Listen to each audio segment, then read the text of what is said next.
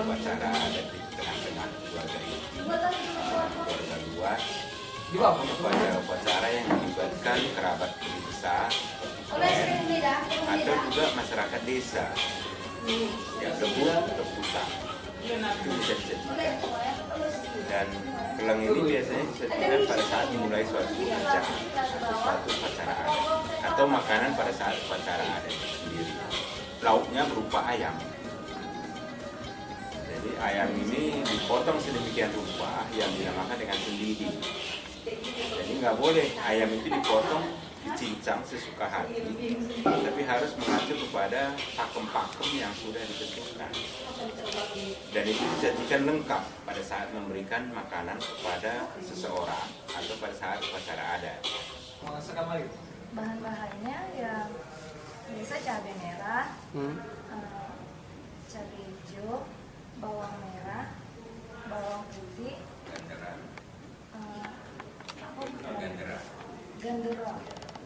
Gendera. Biasa itu dipakai kemiri sedikit supaya agak kental, dan ada cikala.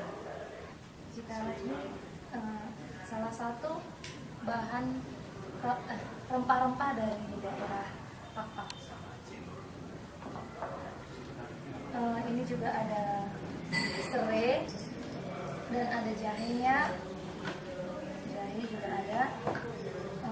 Ini ada tuba, bahasa Indonesia andaliman. Untuk biasanya untuk memasak pelang itu bumbunya cabai merah, jahe dan kunyit, bawang merah dan bawang putih. Ini kalau di daerah Pakpak ini namanya randat. Tapi sekarang karena randat sudah mulai tidak dibudidayakan oleh masyarakat, jadi digantikan dengan tomat. Rempah-rempah khas Pakpak, cikala, bawang gendera dan randat. Kunyit dan jahe. Pembuatan makanan tradisional yang disebut dengan pelang itu biasa dibarengi dengan ayam kampung yang bentuknya disendihi, dia tidak dipotong-potong. Biasa bentuk disendihi ini dia berbentuk seperti ini.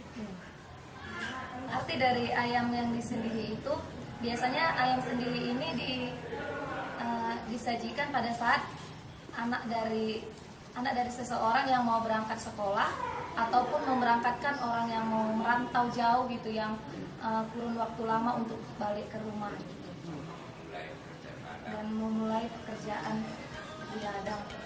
Itu bahan-bahannya memang mengacu kepada bahan-bahan yang ada di tingkat lokal. Seperti tadi dikatakan ada cikala. Cikala itu yang banyak tumbuh di daerah. Kemudian batang cikala itu sendiri yang diambil ototnya itu disebut dengan cenur. Lalu ditambah dengan bumbu-bumbu lain seperti tuba. Tuba ini tumbuh juga liar di hutan dulunya, walaupun sekarang ini sudah dibudidaya juga. Kemudian ditambah dengan cabai merah dan cabai hijau, kunyit. Selain kunyit ada lagi jahe. Selain jahe juga ada lengkuas. Jadi itu semuanya ada di daerah tempat. Makanan pendampingnya inilah disertai dengan lalap. Lalap ini biasanya hanya bukan sayuran lalap di sana, tapi jengkol, pete, atau ada satu jenis jengkol yang namanya kabung. Itu lalapnya, dan ini tidak perlu dimasak. Ini dimakan mentah. Tidak direbus ataupun dimasak. Direbus. Termasuk pete tadi. Pete ya, mentah. Ya.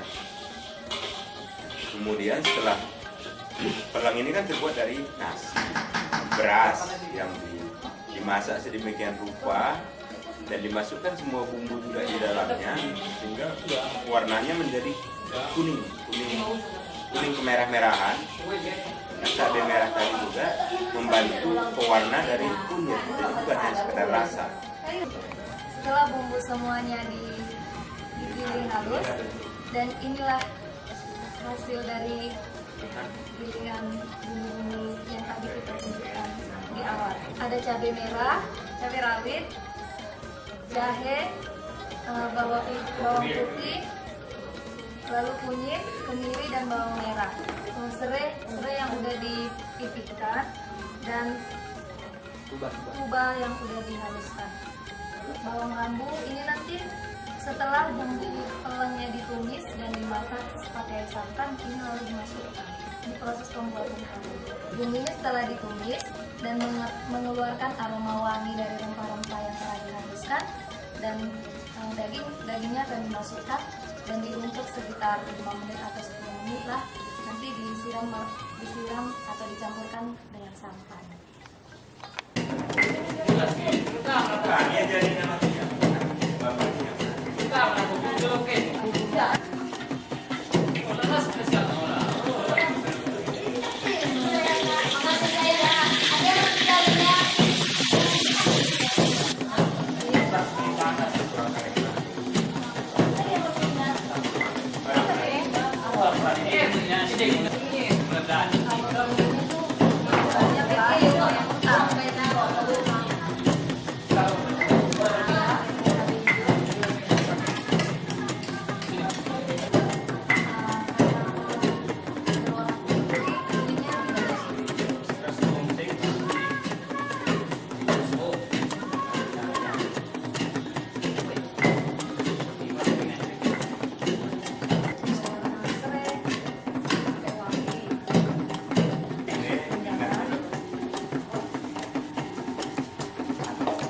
Selanjutnya masukkan asam cialanya supaya asam.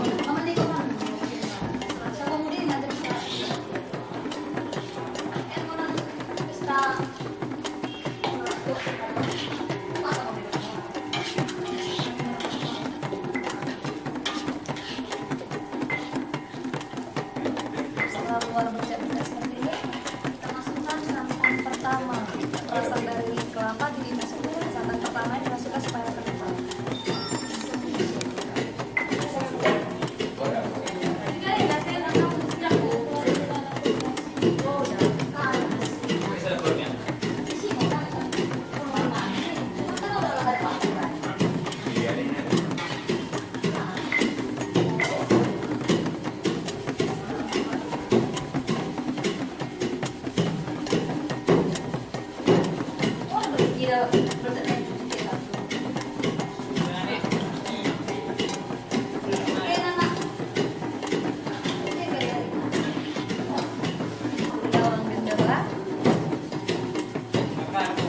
Betul.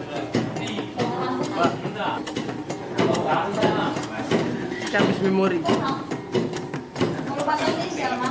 Oh iya ya, betul juga, betul.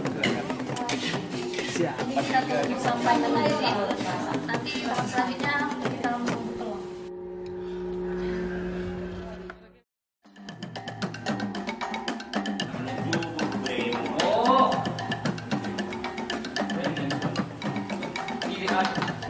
Itu kan yang terakhir ini aku mau numiskan bumbunya. Aku lain ini karena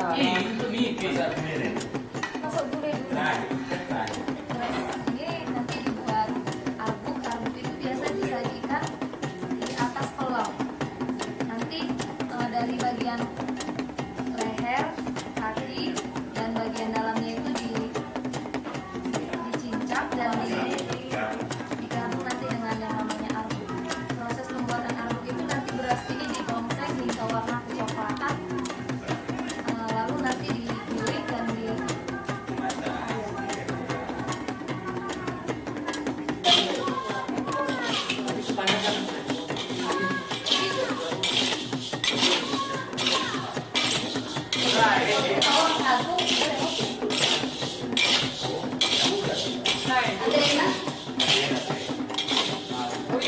kita mau apa? ini ya, ini gak boleh diapa. Ya.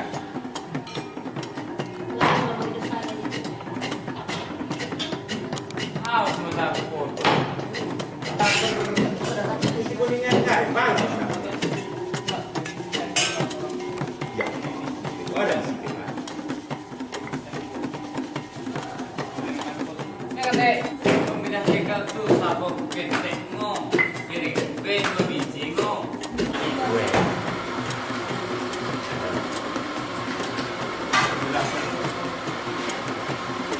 Enggak. Persis. Wah. Kan dikit. Alhamdulillah jadi. Apa? Entar dah.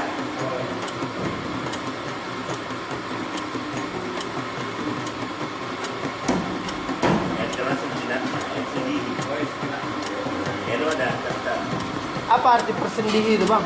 Sendiri itu kan apa namanya, semacam bagian-bagian daging yang nggak bisa dipotong. Jadi sendiri itu ada semua apa artinya. Kalau memberikan makan seseorang itu nggak boleh dipisah. Jadi dia harus untuk dimakan. Tapi yang mana mau dimakan terserah dia. Jadi ini bukan bagian dari sendiri. Inilah yang dibikin di atas. Inilah kawan arbuk. Mami. Ya ini ini enggak natina berjaya, bukan natina buat yang sendiri natina.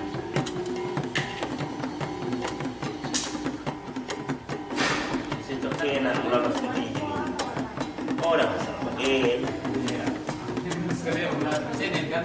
Sini sini. Jadi yang bersendiri kan. Sudutnya kan. Iya.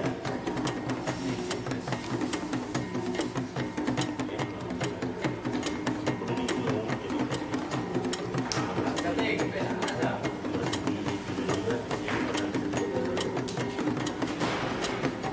Ya, ini ya.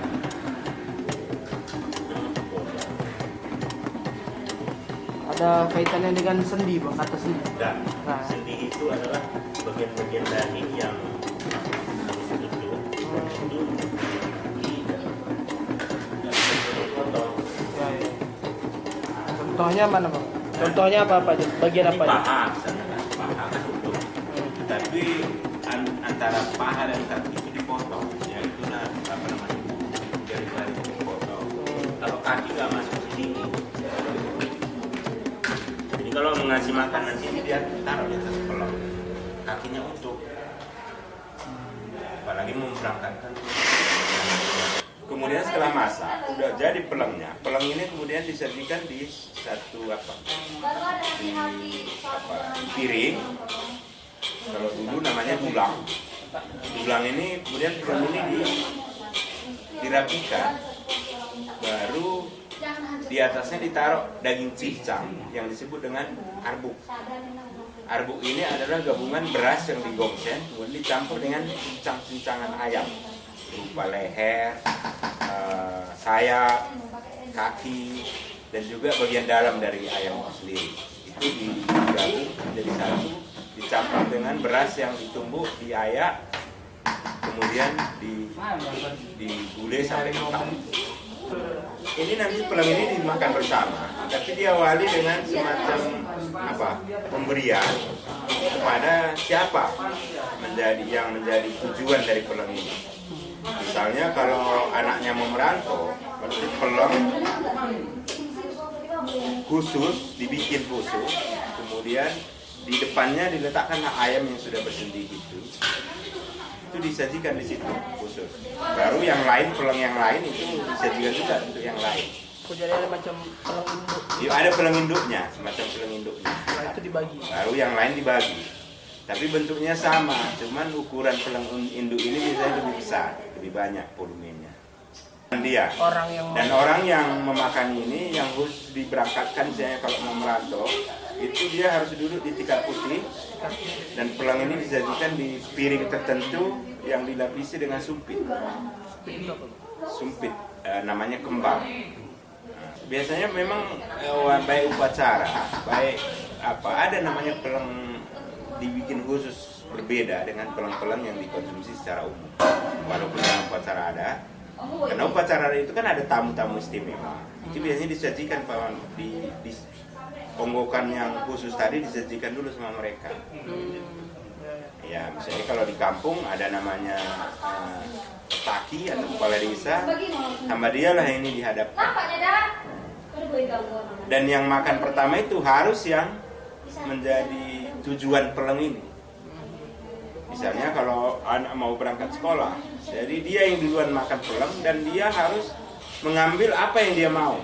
Terserah. Terserah dia, kemudian sisanya bisa dikonsumsi secara umum. Dagingnya kita masukkan.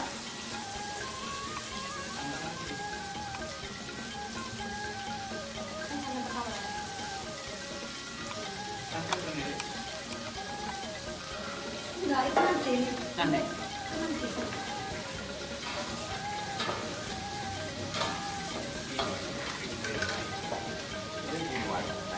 Oh iya.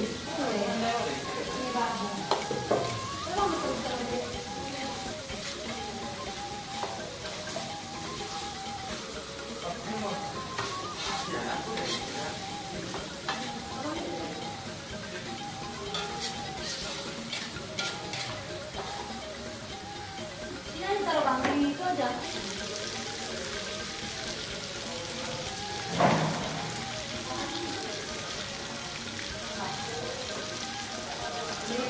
Sebentar ya. Apa ini? Enggak apa-apa. Ya. Selanjutnya dimasukkan.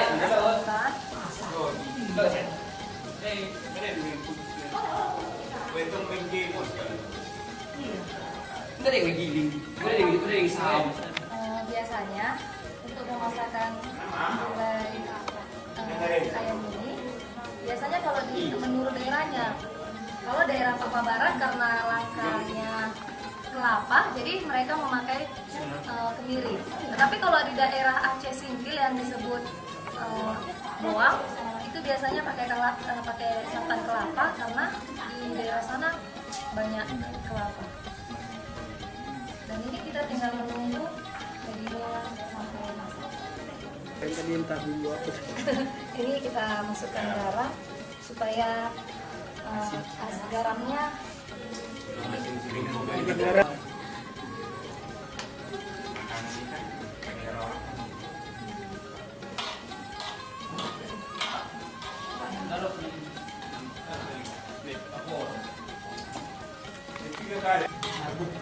setelah dagingnya masak, artinya dicampur.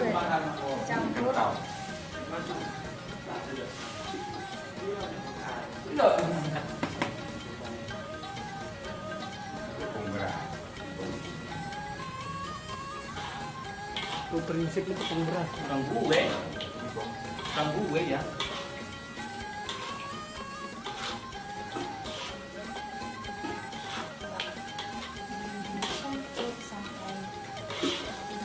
Ini nggak boleh.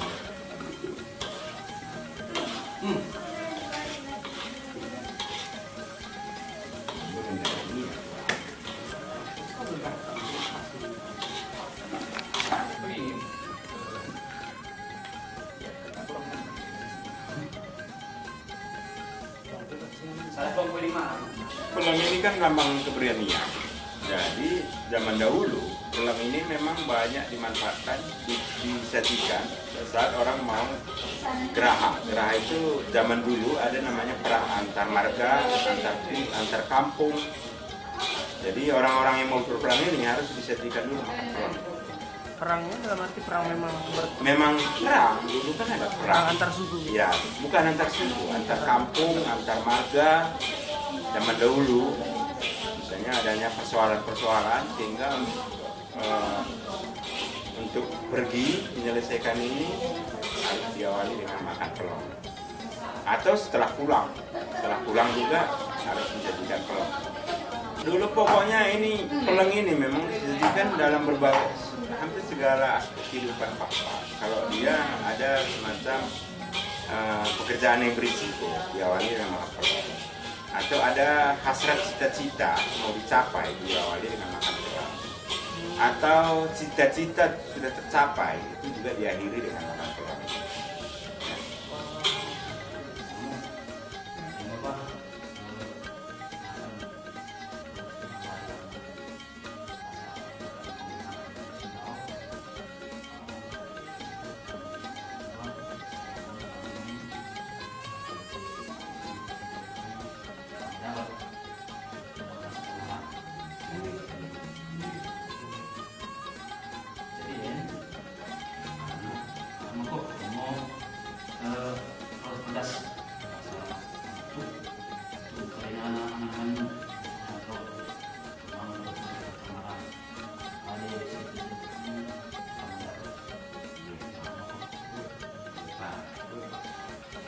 Cara motif. Iya, karena Oh, udah ngerti kan ya, itulah mekanisme ini. Ini dianggap memberangkatkan anak sekolah, atau membantu atau mau kawin. Jadi kalau kelihatan berapa orang yang pekerjaannya itu memberi semangat, memberi keberanian, apa namanya, berupa sesajen dalam untuk minta kekuatan kepada yang kuasa. Dan sampai sekarang itu dilakukan walaupun orang papa itu sudah beragama Islam atau Kristen. Jadi sebelum melakukan pekerjaan baik duanya secara Islam atau Kristen, itu pelang ini dihentikan. Kalau zaman dulu kan pelang ini didoakan menurut agama tradisional. Kalau sekarang menurut agama yang dianut. Secara Untuk memberikan nasihat kepada anak pun biasanya itu bisa tidak keluar. Misalnya anaknya nakal, kemudian untuk menasihati bisa tidak pelang, menasihati.